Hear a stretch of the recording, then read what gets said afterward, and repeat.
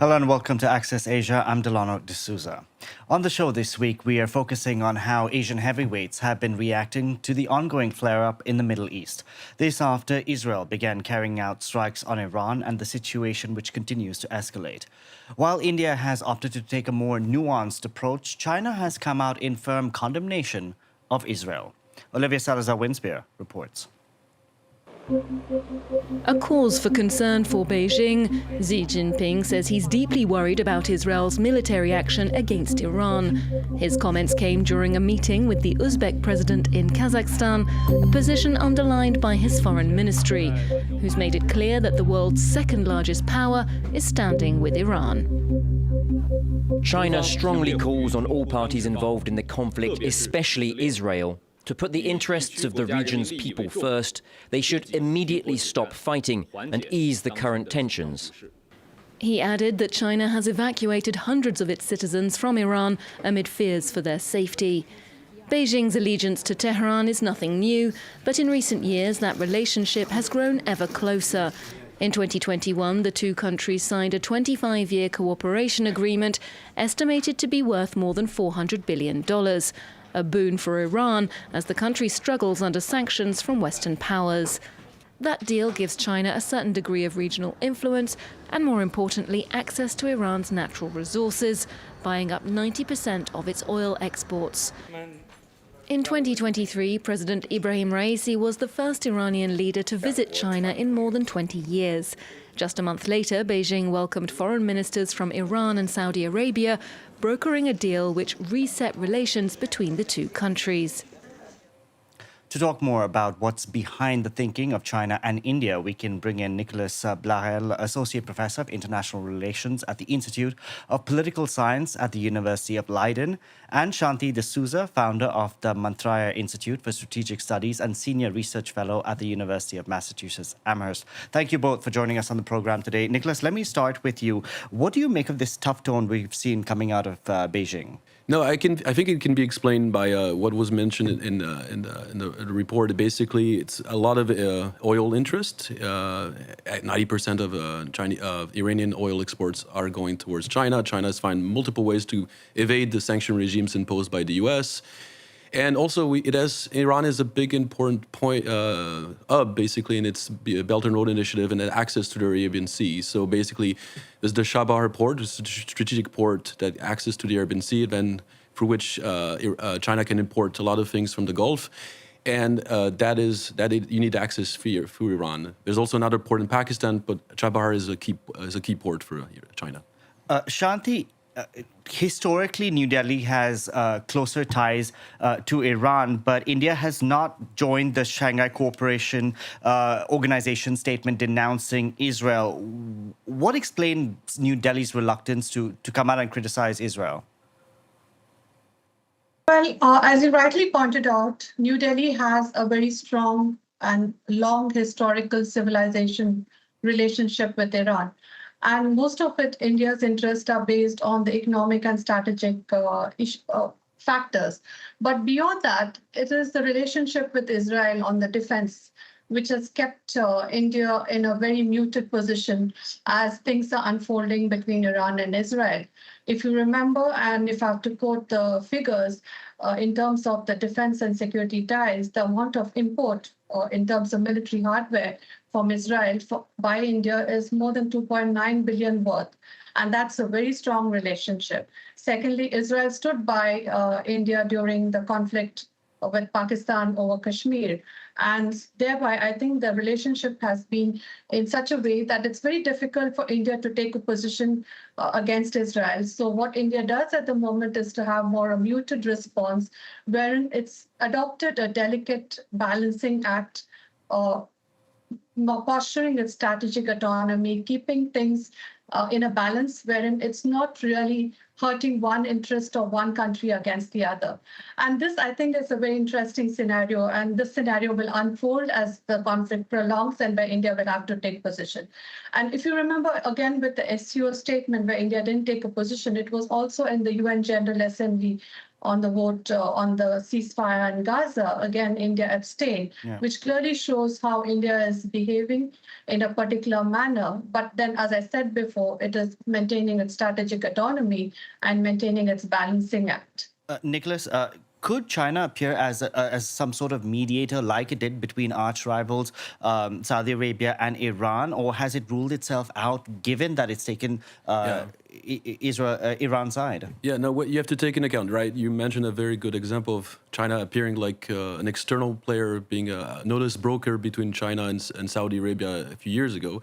But you have to know that Israel will probably never accept China as a notice broker because of its position currently. But it's the second largest economy in the world. Yes, but I mean, the issue is that China has taken a very strong position, notably after the Gaza operations. It has taken 2 months to condemn the attacks of October 7, and it's taken a very strong anti-Israel position in multilateral fora against the operations in Gaza. So you have to take that also in account. And also there's been a lot of U.S. pressure on Israel to basically downgrade its relationship with China. So the economic trade relationship were also not doing very well before this crisis. Interesting point. Now, Shanti, a protracted conflict in the region is in no one's interest, not in China's interest, not in India's interest, because it risks oil prices going even higher.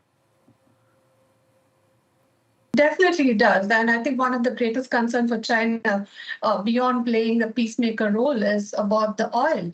It will definitely be a major headache for China. And the fact that more than 80% of the oil is coming to the Strait of Hormuz, and that's a choke point. And if the conflict prolongs, I think China will feel the pressure. Likewise, India will feel the pressure. So I think it's in no one's economic interest to prolong the conflict. And if you look at it politically again, it's a very difficult scenario for both the countries. And China doesn't have that kind of leverage it had during Iran and Saudi deal.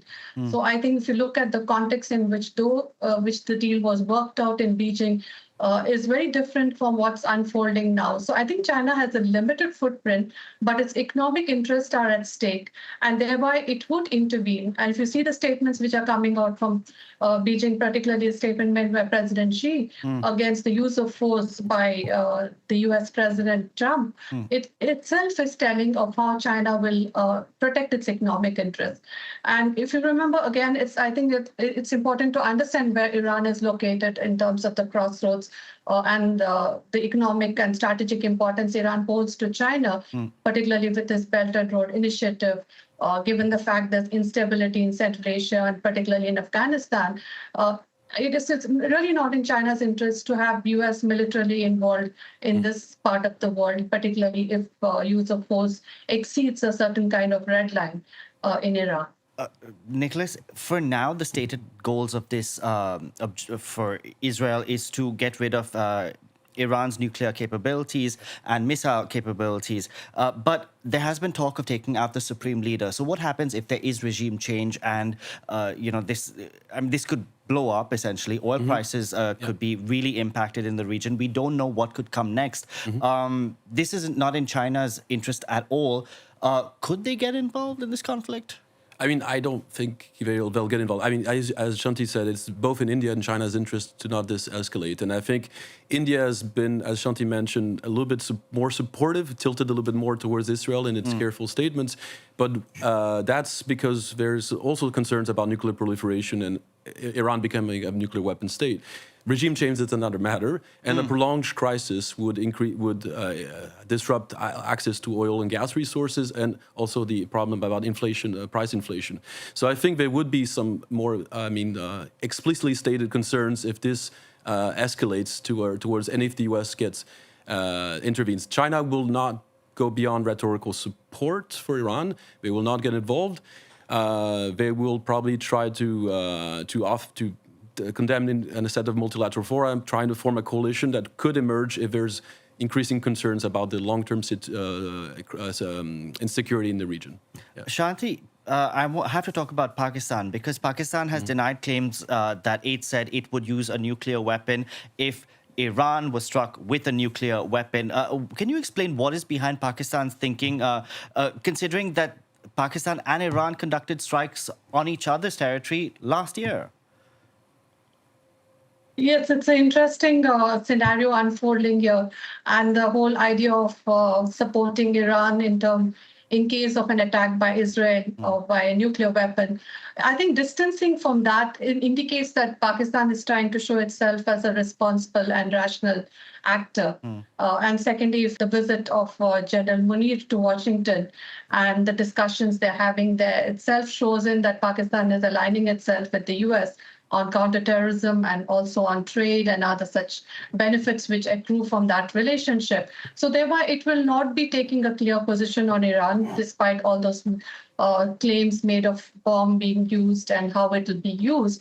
But I don't think it will go beyond a particular line because I think Pakistan is in a very precarious situation now. And given the fact that it's got a little bit of leeway now with the Trump administration, it will not go to that extent.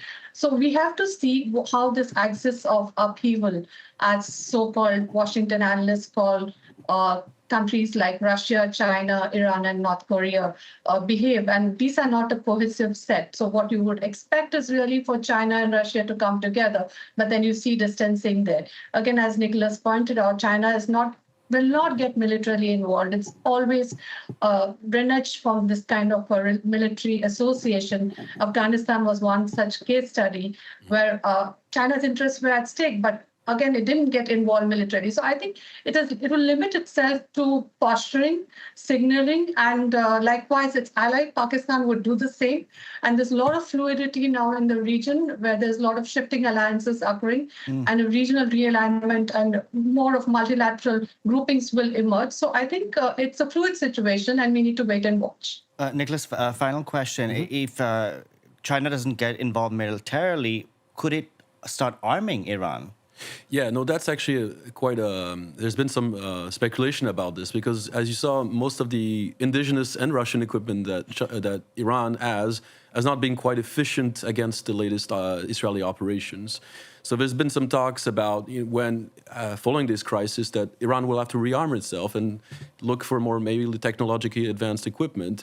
And given the latest the crisis that Shanti mentioned, the crisis between India and Pakistan following the Pahalgam terrorist attacks and the May 7-10 escalation, Chinese equipment seemed to have helped Pakistan at least create a stalemate with India. So there's a question about maybe China becoming a much more important defense and security partner for Iran in the coming years if this regime obviously survives. Yeah. Nicholas Blahel, Shanti D'Souza, thank you so much for joining us on the program today.